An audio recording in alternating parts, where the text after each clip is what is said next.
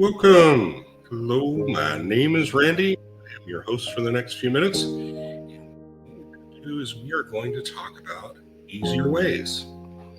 And no, not the easier ways community. Another video for that. No, this is the paradigm of easier ways. And more specifically, this is what I have found as an easier way of living. Okay?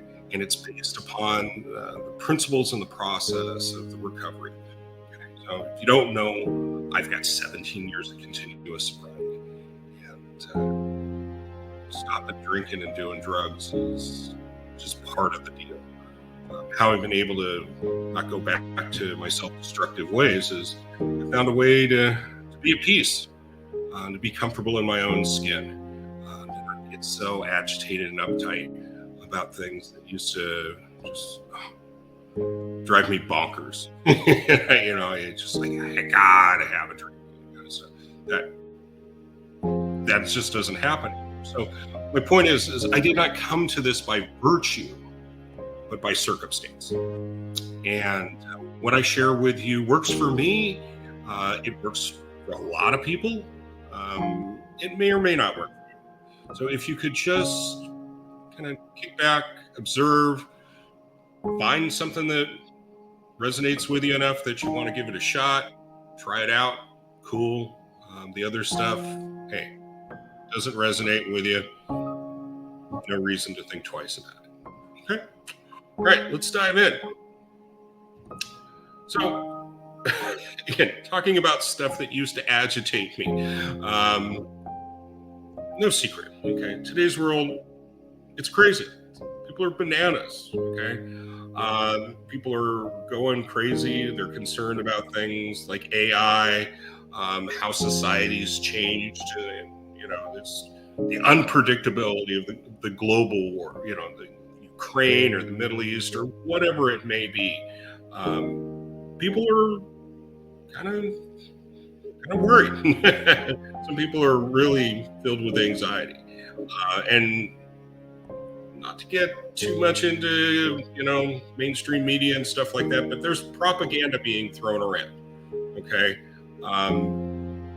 doesn't matter, mainstream media or whatever and stuff. We are being just inundated with messages. There is a saying that goes back decades and stuff. If it bleeds, it leads. Okay. And as individuals and stuff, if we hear something that resonates with us, usually we will repeat it. Okay. So even though social media connects us, it also can separate us as well. I am very, very grateful we've come together through Facebook. So I think you know what I'm talking about. There are certainly a polarized community. It's just real easy to see in social media, but there's like a residue from that. People will bring it into the boardroom, the living room, or whatever and stuff. It's really hard for us to connect, And then again, throw it on top of that, things like economic uncertainty. Okay. Just everything right now is leading to making life harder than it ever was. Okay. And I know I kind of went into a dark space, and if it's making you uncomfortable, I apologize. I just wanted to let you know that the premise of easier is it's easier than living in a world of ignorance, intolerance, and hate. This is much more inclusivity. This is much more about peace and understanding and kindness and wisdom. So before I get into talking about the solution, I just wanted to be clear about what the problem was that we're solving here. Just okay, maybe we can just pause for a moment. Okay. So within these challenges, okay, there lies the potential for profound inner growth, a transformation. Okay. So if you could reconsider that the forces, the circumstances that are bringing tension into our lives could very well also be the catalyst for our awakening. This could be a moment for us to contemplate existential questions like, who am I? Is there more to life? What is the purpose of my life? Okay. And if those are the questions that are coming up that lead you towards a better understanding of yourself and your relationship with life, well, then these challenges are not here to defeat us. They're here to guide us towards a deeper understanding of who we are. Okay. So even though the world is moving faster than it ever has, okay, and again, if you agree with me, it seems like it's crazy, then the logical thing, much as like it in recovery, we talk about doing just the opposite of what was self-destructive, contrary action. So for example, if drinking's causing you misery, then just the opposite of that would be abstinence, not drinking.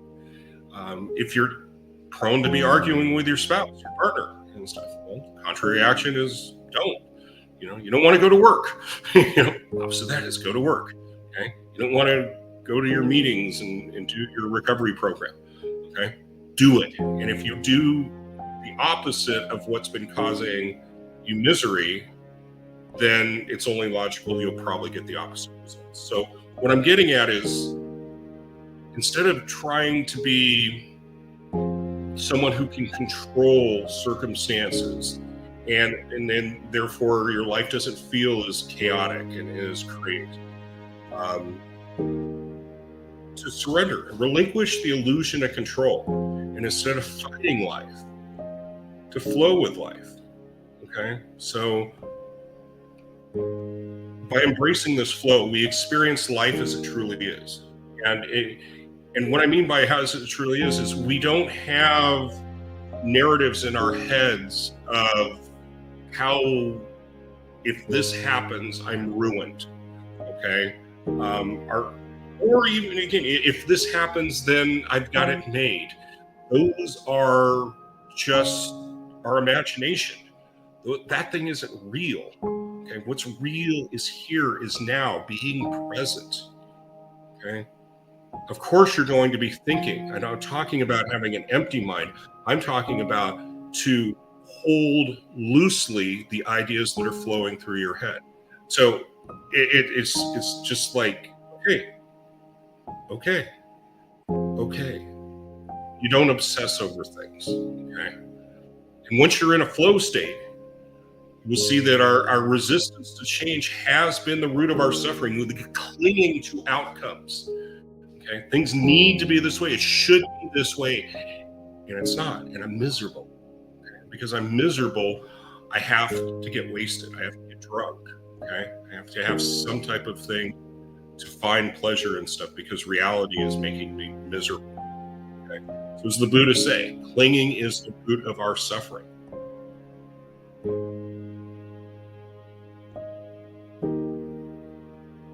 And please know that, again, if you can relate to this type of stuff, and if you're like me when I was first shown it, I felt, I don't know, a little inadequate.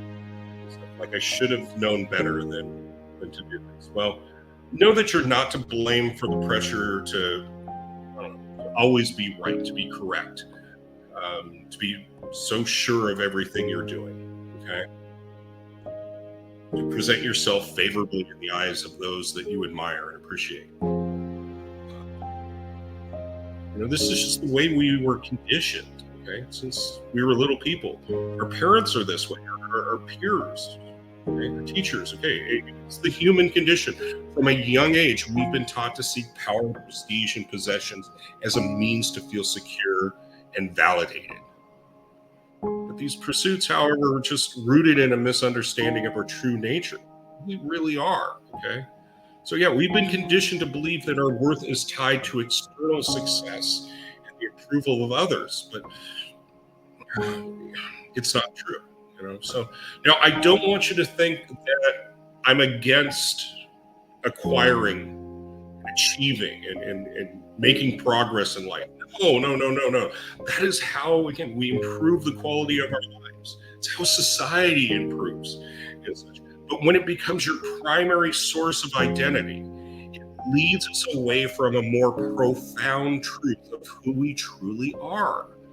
Okay, so this false self, this persona constructed by society's demands, it keeps us trapped in a cycle of striving, and anxiety. And again, we can't be at peace at all when we're always worrying about tomorrow. We're always constantly seeking fulfillment outside of ourselves. But beneath this conditioned self lies our true self, which is already whole, loved, and enough. You are enough. You don't need to do anything. All humans, you have an innate dignity. Okay? So although our culture's teachings may have misled us into feeling inferior, okay, there is a path to healing from the times when we felt unwanted, unsafe, and underappreciated.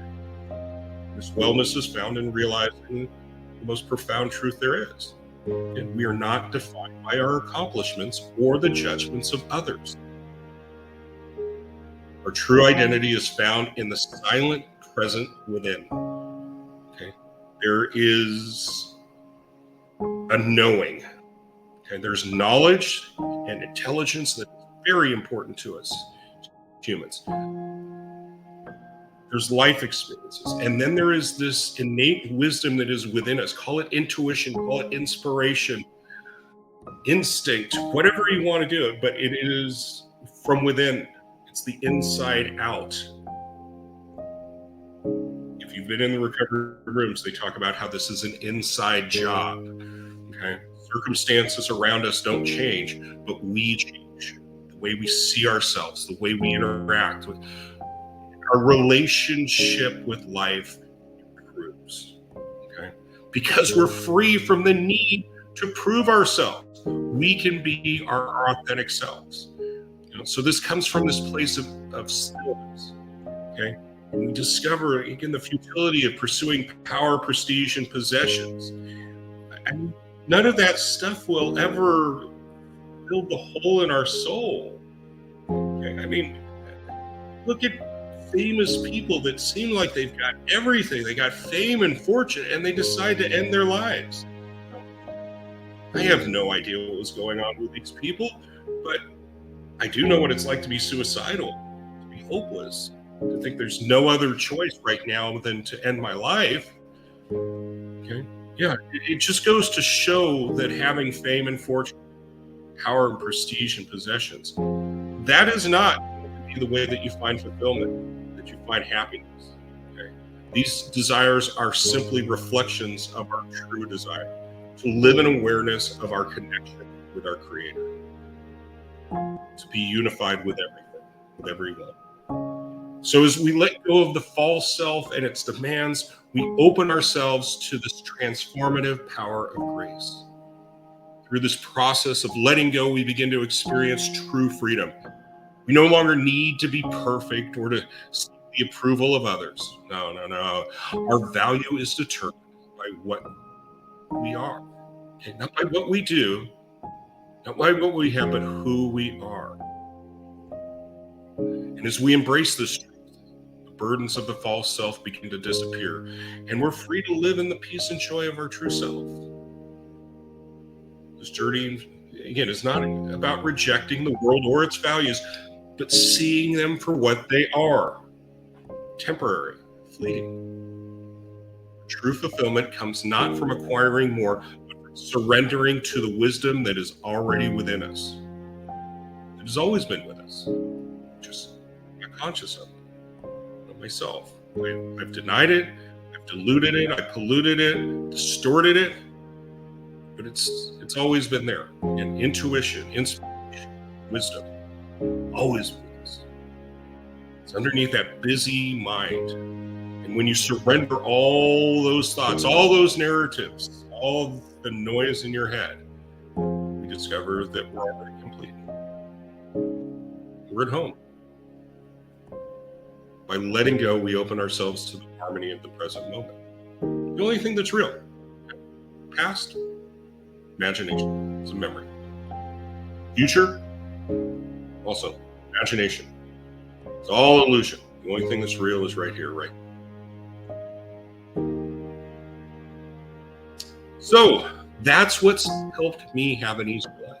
There's more stuff we'll cover in the group, but that is at the core of it. To be in a flow state, living in the moment, and not taking those ideas. Of course, I have ideas. Of course, I have moments of fear, okay, regret, resentments, and I have moments of concern about the future. But I don't hold tightly to them. I hold very loosely. They're not as important as they once were. Maybe that's been your experience as well too. I'd love to know what your thoughts are about this. And maybe you totally disagree with everything. That's understandable. Our thinking is what forms our reality. We all see the world in our own unique way. I would love to know how you see this. No pun intended. What are your thoughts? I'd love to know how you have made life easier, or how you've made life harder and stuff. And you have any questions, any comments, any concerns? That's what this community is about, is to come together in our own unique ways. Because again, I don't have one set way to doing this. I have a way that works for me. I'm convinced on what I am convinced of. Now you must become convinced what you are convinced of. Challenge your beliefs. Ones that don't work for you, logical, good. Won't hold on to them. And in their place, naturally will come in something that does serve you. If you allow it, you flow with it. All right. Thank you so much for giving me 17 minutes of your time. I'm truly grateful for you being in the community. Thank you so much.